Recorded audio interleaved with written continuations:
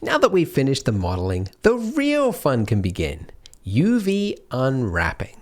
Some people get excited about lighting, rendering, and other people get excited about UV unwrapping. And those people are psychopaths. I'm joking, of course, but they are the sort of people that would enjoy playing FIFA Manager and the Farming Simulator because it's about creating a system that works. UV unwrapping gets a bad name because it's not creative. It's the opposite of creative. It's engineering almost. It's the step after you finish a model that you need to complete before you can apply a texture to it, because UV unwrapping and texturing are intertwined. Basically, UV unwrapping is telling the 3D software how to apply a 2D image texture, which you downloaded off the internet, and apply it to a 3D model and where to put it. Because while it might seem easy for your eyes to understand which parts of the texture go where, it's not easy for the computer. It has various quick methods of like box projection, which kind of like blasts the texture from all sides, but it very rarely does a good job of it. So UV unwrapping is the preferred method. UV unwrapping is placing seams in your model that tell the software how to unwrap it. So the way I like to think of it is to imagine that your model is made out of paper and you want to flatten it on the table. Where would you place cuts in the model? So in this example, with this cube here, you would imagine you could place a cut down there, and unravel the thing, okay? That view there of it being flattened out onto the table is what you would see when you have successfully UV unwrapped something. So there's a separate window, it's called the UV image editor, and it looks just like that. Then any image texture that you add to the model is then almost kind of like projected onto that, what's called the UV island, the UV view, which then, if you can imagine, it was to reassemble into a cube, that is where the texture would be. Now, important to note that wherever there was a seam, there is a discontinuation of the texture. Wherever there was not a seam and the faces just kind of stuck together, there would not be a discontinuation. So generally, the aim of the game is to place as many seams as necessary in order to flatten it on the table and avoid visible seams where there would be like a discontinuation of the texture where you don't want it. Some places you do, like for example on the side of this chair leg there, you can see there is actually a real seam in the photo reference. So that's a great place to put a seam. In other places you have to get away with it. So for example, down the side of the leg of the chair there, you would place a seam because it wouldn't really matter if there was a discontinuation of it, because your eye isn't going to notice like from the front to the side face that there was a discontinuation. So you want to place as many as you need to flatten it out without making obvious seams. And in cases where you have to place seams in order to lay something flat, you want to put it in areas where it wouldn't be as noticeable to the viewer. Now, side note, I would say if you are planning on using like 3D texturing software like say Substance Painter, this kind of like seam placement is less important because you're actually painting directly on the model, so the seams aren't noticeable because it'll paint across islands. Getting a little technical there, but in our case we are just applying an image texture, seamless image texture to the model, so it makes sense to put the seams where they would conceivably be. Now, with the theory part of the video out of the way, we can finally do a practical demonstration on our chair by UV unwrapping it. For those of you who are new to this series and have just joined us because this video was titled Beginner's Guide to UV Unwrapping or something like that, we actually modeled this whole chair as part of the whole series. You're welcome to check out. But anyways, this part is just focused on UV unwrapping. So yeah, this is our model. This is a number of different pieces and they each need to be UV unwrapped. Now you could, by the way, worth saying, you could actually make this one solid mesh, one object, and then UV unwrap that, which is used for like video games, like because you have to keep things like as one object. In our case, we're just going to be rendering like a still image, so it doesn't matter that these are actually separate objects. In fact, it's simpler to keep them as separate objects. So just FYI. Let's start with the most basic of our objects, and that's this little wooden slat down here. So if you hit number pad /, that is local view. And every time I say that, I keep thinking of that Kanye West song, I know you ain't getting that kind of from that local dude. I'll keep that in there. Local view, local dude. Anyway, I just listened to the song Blame Game, which is why I thought of that. Anyways, this is what our mesh looks like, and you can see that there's only half of it because the other half is the mirror modifier, which is making up the rest. And it's not a good idea to UV unwrap just like one half of it and let the mirror do the rest, because of course you're going to get a mirrored effect of the texture, which is a very, very easy way to break a realism of a model when you've got a glaring mirrored texture. However, when you're placing UV seams, it can actually save you time because you only have to place seams on one side of the mesh. So we're going to keep it active for now, and then we'll apply it. Anyways, so imagining that this object was made of paper, where would you place the seams? The seams being the cut, like where would you cut with a pair of scissors in order to unravel this thing?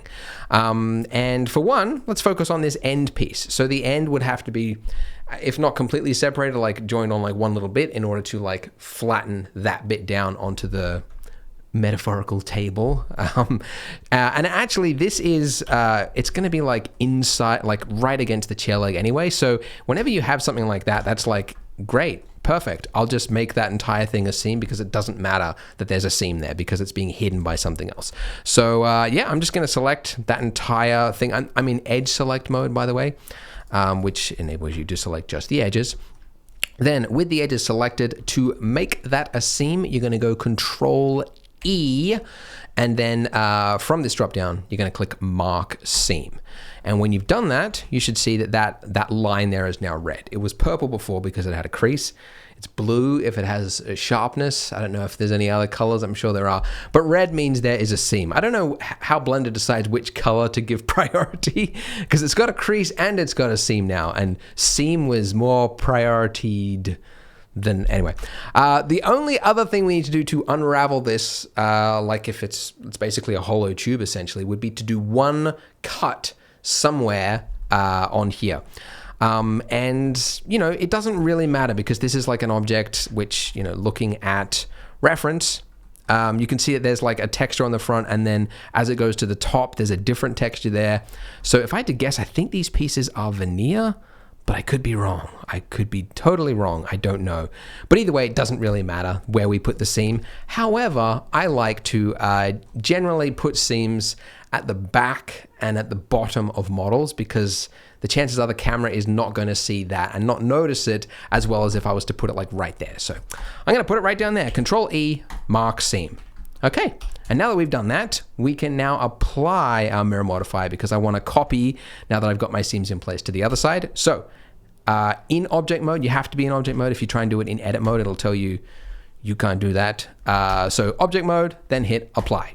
Ta-da! So now we've got both sides, which can now be moved independently of each other. Great. Now, to UV unwrap it. It helps to have the UV image editor open so that you can actually see what you're doing. But rather than like splitting the view and doing that, there is a dedicated view right at the top there, a dedicated active workspace. So now that we've got that, it's got the UV image editor right here. Now it's created one for us, which I believe was based off of the default cube that it came in as, but this is totally wrong. So if we select everything, this is in edit mode, select everything, then hit U and then select unwrap.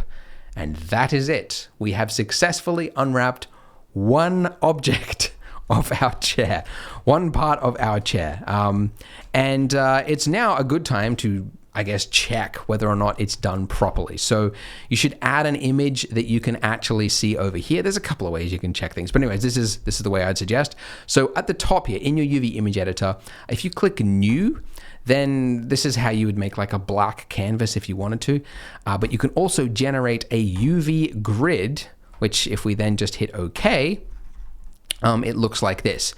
Now, unfortunately, this is like one of the, I guess maybe it's probably like a carryover of like Blender 2.79, but it wasn't really revamped with Blender 2.8, and I wish it was, but it's like, it's not easy to preview that UV grid over here. Because anyway, it's just annoying. So what you want to do is in your materials with your slat selected, go to materials. You won't have this, but go ahead, just add a new material, and then underneath base color, click that little dot next to it. I know this is getting really into the weeds, and then click image texture from this little drop down here. And then from this little drop down here that you can't even see the name of the box, click that, and then you should see one called Untitled. And now that we've done that, if you click on that button at the top, viewport shading or just Z material preview, you should now finally see your UV grid. Now, if you have done it correctly, then you will see that these are squares. If they're not squares, if they're stretched or whatever, then that means, you're probably going to have stretching in your texture. So that's why it's the UV grid, because it's a good way to test whether or not something is properly UV unwrapped. Okay, so let's do something a little bit harder, which is going to be this chair leg here. And let me move this out of the way so we've got a bit more space, and you as well. And we'll go back to solid view.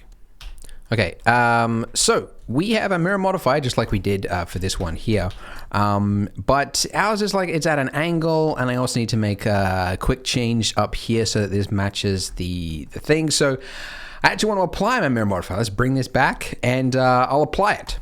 I've applied it, and now just up here very quickly.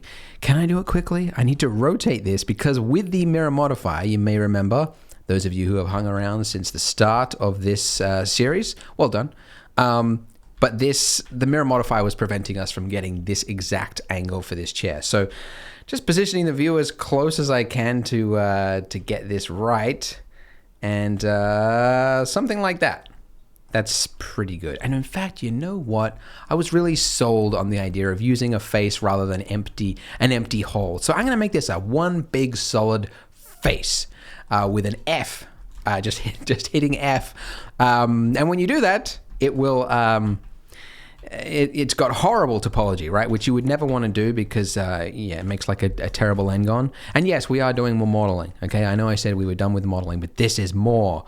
But anyways, it's not going to matter because it's going to be hidden by the chair. So if I hit Shift E now, going to make that a sharp edge with a crease, and then it's got horrible shading. But as you may remember, you can fix it by going to Normals, Auto Smooth, and that's it. Okay, so brief little intermission there with just fixing up the model.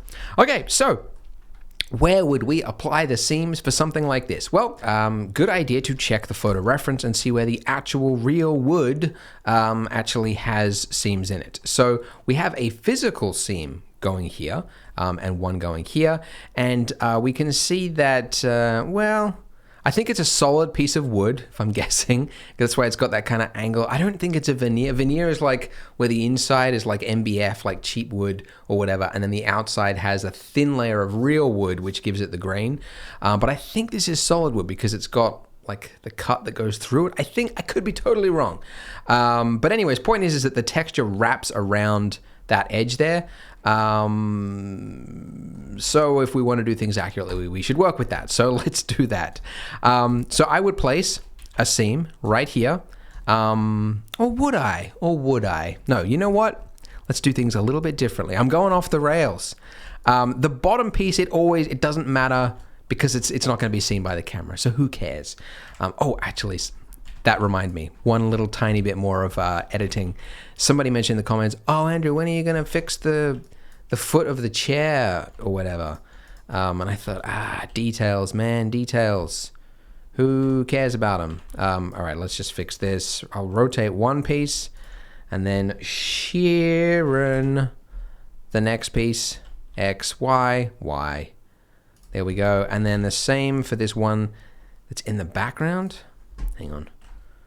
Oh, come on. Actually, this is a good idea to, oh no, have I frozen something? Okay.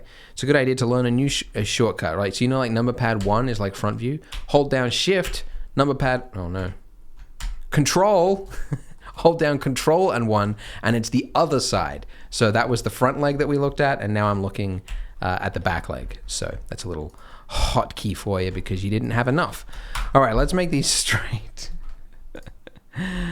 All right, fun stuff. Okay, so as I said, I'm going off the rails. Whenever there is something that is touching the ground, who cares where you put the seam? Just make the entire thing like one seam, because that's a great way to like crack open the bottom of it. So you then Control E, mark seam. Then the only other seam is one. You just need one other seam to kind of unravel it. Now this is, we kind of need a little bit more because this is an interesting thing. This is a curved object that goes around, so I don't think we'll get away with just one, but let's do a seam there. Let's make this other chair leg a different seam as well. Okay, so now we have this. You can see the red lines indicating the seams. So where would we do a cut? So we want to keep these parts without seams if we can get away with it. Now I'll place one seam right here. Let's go Control E, mark seam, and I reckon we have to have another one on the other side. Let's do that. And obviously this is now a face now. So this completely hidden. So that should have a seam as well. Control E, mark seam. Whenever you have an opening, it doesn't matter. It's just treated as if it was like a solid seam, like it can just completely unwrap. It's no problem at all. That's why having empty faces is actually sometimes desirable. But anyways, let's see how this looks. Okay, so I'll select everything. I'm going to hit U and then select unwrap. Okay, so this shows us, if we were to have a look, we have to give it the material. I'll select that, Control L to select the last object and then copy the material. So you can see with this, we've got stretching, horrible stretching, which means we are not done by far, especially at the top here. Gosh, that's terrible. So there's no seam that goes down here. So yeah, we'll give one right there. Control E, mark seam. That should clear it up a lot. Okay, it has. That's good. You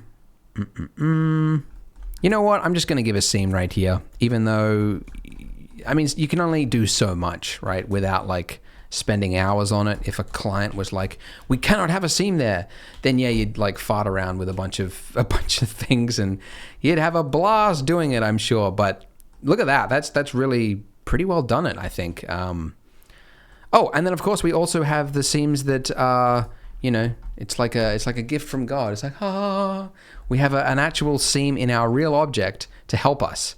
It's like, it's a constant game of like, how few seams can I get away with, because the seams are generally undesirable. And then when the model gives you one for free, the reference gives you one for free, it's like, yes.